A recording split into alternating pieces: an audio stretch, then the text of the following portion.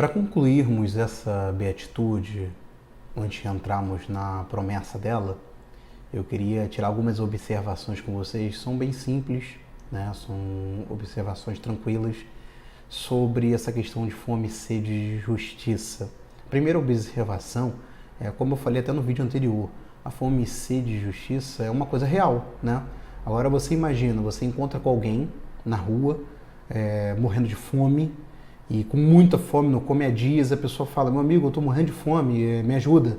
Aí você olha para aquela pessoa e fala assim, não, fica tranquilo, a fome é uma coisa hipotética, uma coisa mental. Na verdade, você não está com fome, você acha que está com fome. O seu corpo não precisa de comida. Agora imagina você num barco, uma pessoa está à deriva há muito tempo e ela só consegue beber água salgada. Você chega diante dela, ela fala assim, eu preciso de uma água doce, eu preciso beber alguma coisa. Aí você fala, não posso te ajudar, amigo. Você, na verdade, não está com sede. Você está com uma sensação emocional de sede, mas não é sede de fato. Olhando essas duas histórias hipotéticas, né, chega a ser patético, né? É ridículo alguém pensar nisso. Porque uma pessoa que está com fome, de fato, não come há dias, ou uma pessoa que não bebe há dias, ela não está fingindo que está com fome e com sede. Ela está com fome e sede real. É uma coisa real. Então, aquele que, nesse discurso que Jesus quis falar, nessa bem-aventurança, aquele que tem fome e sede de justiça, é uma fome, uma sede aparente igual à fome e sede real, na mesma intensidade. É você ter fome e sede, é você desejar de forma intensa essa justiça de Deus. Ela não somente é real, mas ela também é natural. Aquele que tem fome e sede, ela é natural ao extremo.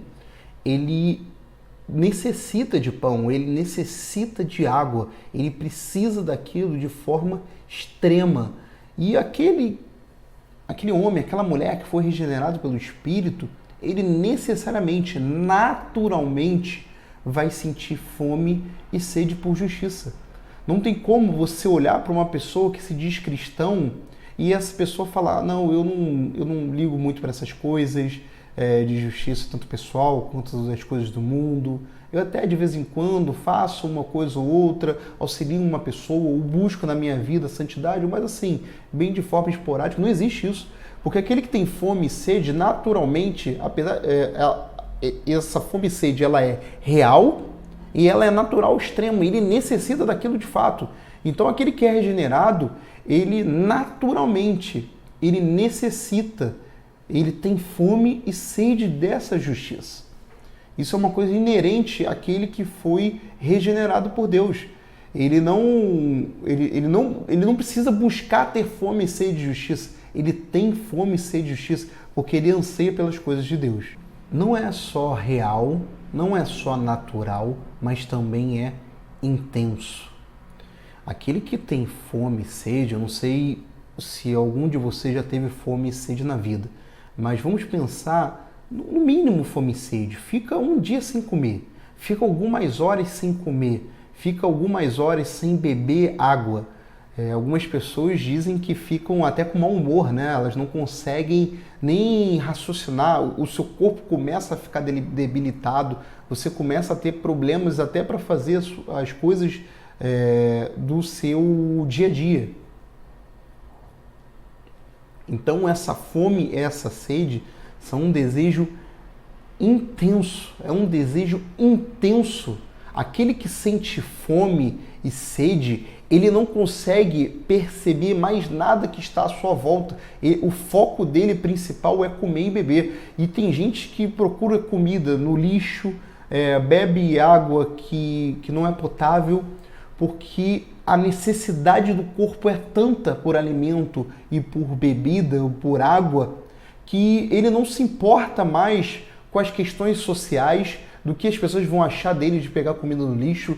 Ele não se importa se vai ter alguma doença ou não, ou se a comida é mal cheirosa, se está estragada ou não. O que ele pensa ele tem um desejo intenso de saciar essa fome e essa sede.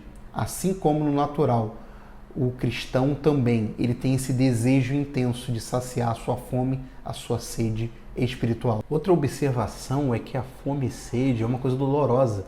Aqueles que têm fome e sede, eles sentem fisicamente a dor pela necessidade de um alimento, de uma água. Ele sente essa dor física. Assim também é o cristão na sua dor espiritual por justiça. Ele clama dentro dele por justiça, por santidade. Ele faz como o apóstolo Paulo fez, ele diz: miserável o homem que sou. Ele necessita dessa santidade de Deus, ele necessita dessa justiça de Deus na sua vida e chega a doer, dói na sua alma. Por isso que o que tem fome e sede, ele passou pelos estágios anteriores. Aquele estágio que diz que você olha para si mesmo, você vê que é pobre e você chora. Então, essa dor de ter fome e sede da santidade de Deus, da justiça de Deus. E não só isso, olhando também para as coisas naturais, ele tem fome e sede, ele sente uma dor pela justiça social, a justiça pela corrupção do ser humano, pela corrupção dos seus pares, pelo problema dos homens, um tentando enganar o outro, que é a injustiça percorrendo por toda a terra. Isso dói nele. Um verdadeiro cristão, ele sente essa dor, porque a fome e a sede, elas geram essa dor na forma natural e na forma espiritual. E como eu falei anteriormente, existe uma observação para vocês de que a fome e a sede de justiça, elas são dominantes. Aquele que tem fome e sede, ele não pensa em outra coisa, ele não pensa em outro problema, ele se foca na sua fome, na sua sede, como saciar isso. O cristão também é assim. Ele tem um foco total em saciar a sua fome e a sua sede de justiça. Ele não se importa em proclamar o evangelho e ser ridicularizado por isso. Ele não se importa em ser perseguido por estar ajudando as pessoas. Ele não se importa em ser taxado com coisas pejorativas por estar buscando a santidade. Porque esse desejo de fome e sede por justiça é dominante em todo o seu ser. Isso domina toda a sua vida e ele tenta, em cada atitude sua, saciar essa fome e essa sede de justiça. Por isso que o cristão ele é perseguido, as pessoas debocham dele e mesmo assim ele proclama a verdade. Mesmo assim ele, entre aspas, como faziam antigamente, coloca a Bíblia debaixo do braço e é chamado de Senhor Bíblia. O cristão ele não liga para a chacota. O desejo, a fome e sede por justiça é tão dominante na sua vida que ele vai deixando esses escárnios de lado e ele tenta praticar a justiça de Deus na sua vida e na vida dos seus pares. Outra observação é que quem tem fome e sede é só quem está vivo. O morto, aquele ser morto, ele não consegue ter fome e sede. Ele não consegue... ele não sente vontades, ele nem necessita de alimento ou de água, ele não necessita dessas coisas. Assim é o cristão. Um sinal de se o cristão está morto ou se a pessoa está morta de forma espiritual e que só professa ser um cristão e de fato não é se ele tem fome e sede. Porque se ele não tem fome e sede de justiça, a santidade de Deus, a justiça de Deus no mundo, ele não pode estar vivo. Porque só quem tem fome e sede é quem está vivo. Quem não tem fome e sede não está vivo, está morto. Já morreu, espiritualmente falando. Ou nunca viveu, espiritualmente falando. Então, aquele que a fome e sede, ela é um termômetro para saber se nós estamos vivos ou se nós estamos mortos. Porque os mortos, o ser morto, ele não precisa se alimentar, ele não precisa beber, ele não precisa dessas necessidades básicas. Mas aquele que está vivo, ele precisa disso. Então, a fome e sede de justiça é um sinal de que a pessoa está viva ou morta espiritualmente. Não só significa que o cristão está vivo, né? Que a pessoa está viva espiritualmente, mas também que a pessoa está saudável. Porque só sente fome e sede aquele que está saudável. Aquele ser humano que não sente fome e sede, ele tem algum problema no seu físico, né? no seu corpo, porque o ser humano ele necessita de alimento, ele necessita de água para a sua sobrevivência.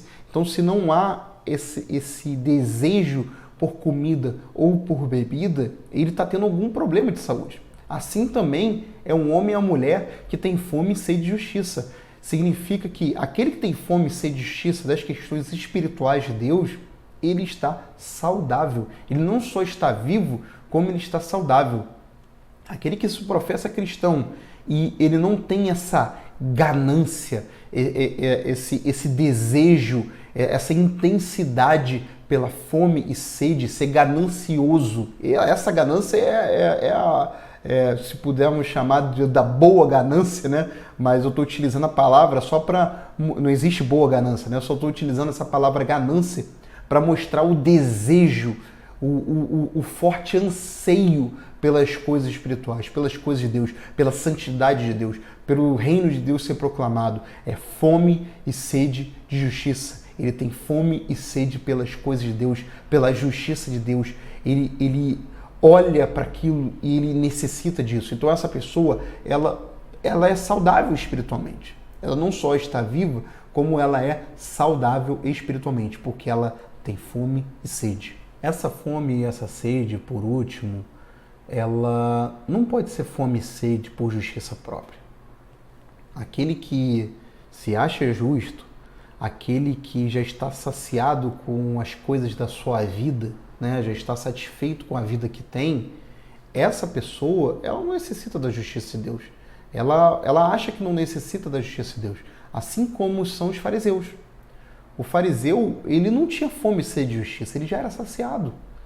Lembra daquela parábola que Jesus falou, que o fariseu chegou diante no templo e olhou para o publicano ao seu lado e ele disse, dou graças a Deus, porque eu não sou como esse publicano. Porque a justiça dele, ele já estava saciado. Ele não precisava ter fome e sede de justiça. Ele já tinha justiça própria. Ele já tinha os ganhos dele, aquilo que ele fazia, as obras dele, que ele achava que aquilo dali iria colocá-lo santo diante de Deus, aceitável a Deus. Mas não são as nossas obras que nos deixam aceitáveis a Deus. É por meio do sacrifício de Cristo. E aquele publicano pecador não conseguia nem olhar para o alto e batia no peito e dizia, ser propício a mim, ó Deus. Eu preciso da tua justiça, da tua santidade, do Senhor na minha vida. Então aquele que tem fome e sede de justiça, ele não tem justiça própria. Porque ele busca a justiça de Deus. Ele não é que nem um fariseu que aponta erro das pessoas e que busca pelo seu próprio procedimento, a sua, entre aspas, santidade pessoal, buscar um favor de Deus. Mas não, ele reconhece que ele é falho, ele recebe de Deus essa justiça porque ele busca a santidade em Deus. E mesmo em meio a uma vitória, um pecado, ele não se vangloria. Ele joga glória para Deus. Ele reconhece que ele só conseguiu vencer aquele pecado com a ajuda, com o auxílio do Espírito Santo na sua vida pela regeneração. Amém?